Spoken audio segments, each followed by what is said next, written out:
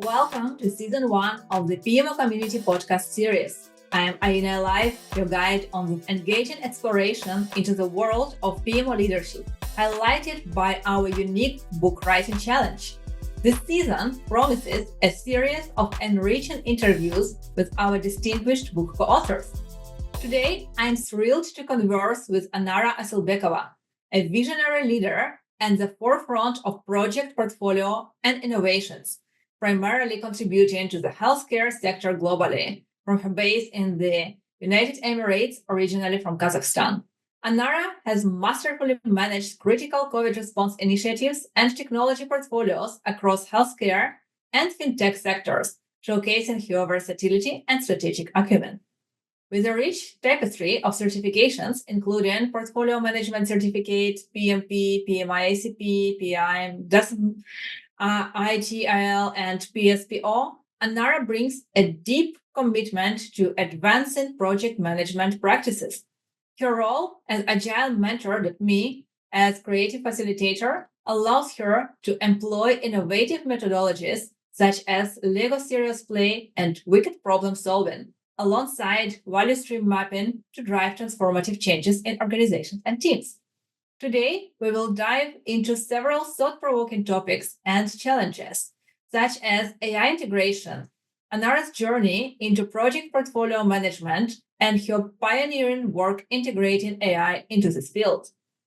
Transformational AI, how AI is reshaping the role of portfolio managers and the significant impacts observed. AI misconceptions, common misconceptions about AI in project portfolio management, and Anara's strategies to address them. AI-enhanced decision-making. Examples from Anara's work where AI has significantly enhanced decision-making within project portfolio management. Global applications. The application of AI in project portfolio management in different global markets, such as Kazakhstan, UAE versus the US or EU. Data integrity and AI, ensuring the relevance and trustworthiness of data used in AI-driven project management, especially in unique market contexts. AI and risk management, how AI-driven tools predict and mitigate risks in project portfolios. AI solution selection, key considerations for companies when selecting AI solutions for portfolio management. Ethical AI, future ethical considerations and potential biases in AI that organizations need to be aware of. Stay tuned as Anara shares her profound insights and advice for navigating the complexities of modern portfolio management through AI integrations. And don't miss out our upcoming episodes. Follow us on social media such as YouTube, LinkedIn, Podbean, Spotify, Apple Podcasts to stay updated. Hi, Anara. I'm so glad to see you today. Hi, Aina. Thank you a lot for having me today. Thank you very much for coming. Why did you decide to contribute your time and knowledge to book challenge writing, which is on the topic, the evolution of PMO race of the Chief Project Officer?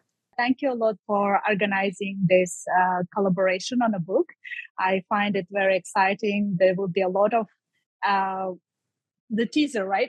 There will be a lot of interesting topics. I highly recommend to read a book.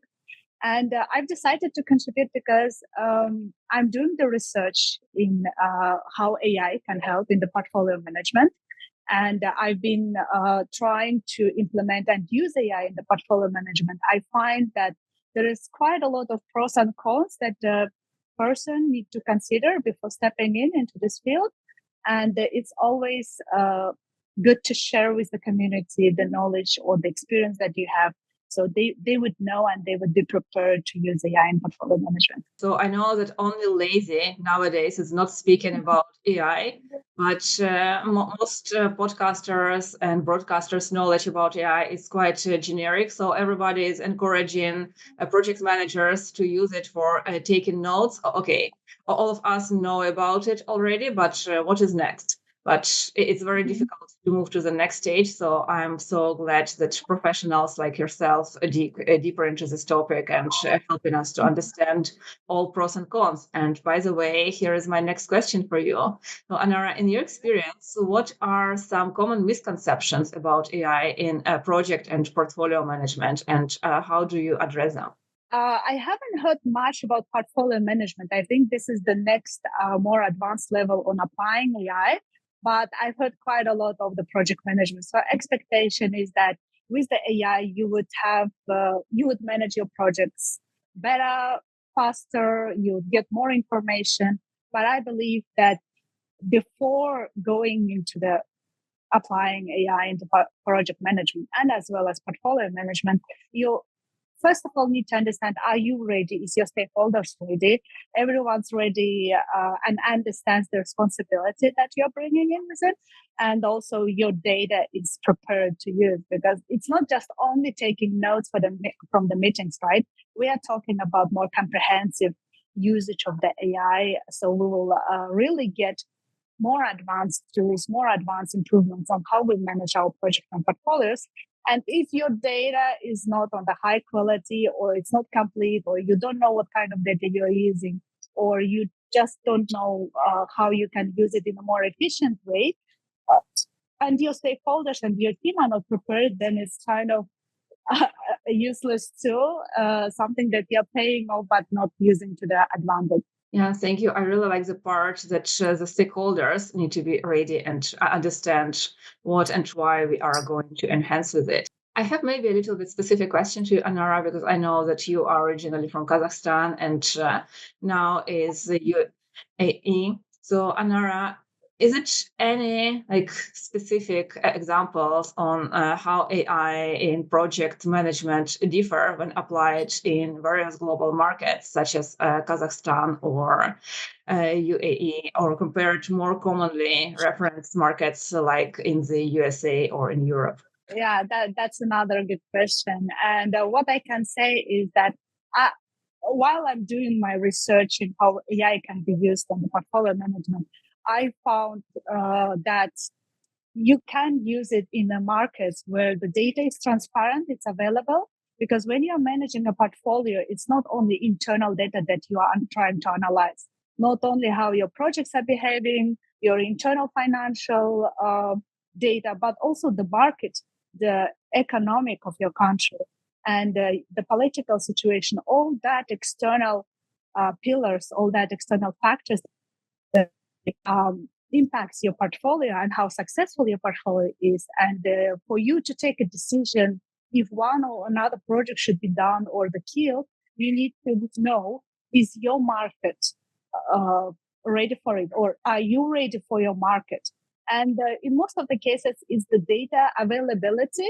And I found that if the data is available, for example, let's take an example of USA so in the USA, you can get that data, you can rely on that. And we've seen how that information being used to managing an investment portfolios.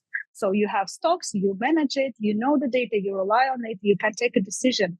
But if in your market, in your country, the data is not transparent, is not complete, or is not available, then whatever you're trying to analyze or trying to take a decision over your portfolio, you will not be having a complete picture, and your data on which you are relying on will not be complete, and you will have only some part of the puzzles, but then you need to guesstimate, right, the rest of it in order to decide.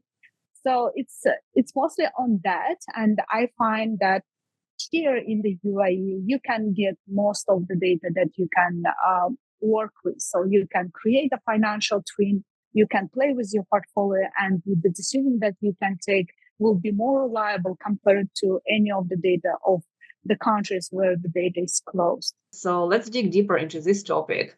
And could you elaborate on how AI-driven tools can predict and mitigate risks in project management? And also, what kind of risks might be related to using AI in general in project management? Yeah, that's another question. And again, we'll be talking about the data, right? Because to understand what kind of risk you have. AI can help you to look into the data that you already have. For example, if you've been capturing the lessons learned before in your company, you can cross-check if those risks that's been before in your company actually can be again appearing in your current state of the portfolio or in the current projects that you are running. And depending on the quality and all the rest, you can rely on that data. You can also, with help of AI, if that AI have an access to the external data, you can brainstorm what kind of risk might happen, right? Or if you have already those criteria that you want to look, you can check for those criteria and understand those risk points. And then it's not about mitigating. It's mitigating the risk. It's more on the human side to decide. And the creative work is applied there as well. So you need to think about how you can mitigate. But definitely AI can suggest you and give you an options. If you want to consider those options, you would check if that options can be used. And then, of course, you can plan those activities and use and leverage all that data. So AI is just a tool that helps you. It's not the tool that actually mitigates your risk. Could you provide any examples from your work where AI significantly enhanced the decision-making process within project management? The example is like you do have in your company a lot of data that you are using internally. Your financial year starts, so you have all that figures, financial figures, you have internal information of the resources that you have, the human and other resources. So if you can put all that data into the, let's talk about now, first of all, about reporting. So you'll put all, and then you connect that all the figures, all the reports, all the data that you have into your data lake, for example, or the data warehouse, and your AI is connected to the same data lake or data warehouse. Then you can integrate the AI and analyze that huge data that you have collected in the company for the last, 1, 2, 5, 10 years. And you can check how your project's been behaving, how you've been delivering those projects. And AI practically having access to that data can help you to predict how your current projects and that current portfolio will behave. And that will help you to take a lot of practical decisions on what you should do or what would be better. But of course, from your side, you need to understand the quality of the data, how complete is the data, and how to which extent you can rely on that, right? If that is positive, then yes, you can look into that data and take a quite high level good decisions. But if not, then you should be careful using that. How do you envision the future of AI in a project or portfolio management? How is it evolving? And what advice would you have for organizations looking to adopt these technologies? Before maybe talking about the future, we need to understand the current state. And while doing my research, what I found out is that very little number of the companies and executives are ready for this technology solution. So for them, it's still hard. For them, it's still only limited by meeting minutes and ChatGPT. So they are mentally is not ready to use it. They're not ready to invest in establishing an internal environment to use it and prepare internal infrastructure. So we need to work with, as a project manager, as PMO leads and the portfolio manager, work with our stakeholders, work with our executive teams and prepare them for this technology advancement. And so they will be open to use it. They will be open to contribute to improve it. And then they will be eventually ready to use all the outputs that the technology gives us. What I found, looking to the examples that's already progressive and already trying to use it, leverage the advantage, they are very fast-paced companies. So AI and analyzing that huge data gives you an advantage that you can take decisions fast you can analyze those data very fast and you can react. Otherwise, it might take for you, I don't know, 2-3 weeks to look into the data, build the report, and then try to understand by changing some criteria and the pillars what can be changed and what it will bring. But when you have an AI, it's actually quick and fast. So you can react to the market. You can react to what's happening in the field. You can provide your products and the tools faster. So that's a huge advancement. But if you're ready, that's right. So you need to consider all external, internal factors, ethical factors, and you should be ready to manage it. Thank you, Anara. And also, as a part of our book writing challenge, is to vote for the kind of new profession, which is a chief project officer. So you know that we have a project manager and then a portfolio manager, but there is no one who is sitting at the table with the VP level people. So that's why, as the contributors, we are promoting this role. And this role currently doesn't really exist, but I see that organizations started adding it in different ways, such as like chief innovation officer, who is also managing portfolios. So how do you see the evolution of this role? And also, do you think would AI be helpful to enhance the promotion of this role, or is it the opposite? Like the AI is going to replace chief project officers? I used to say that it's how you would apply it, right?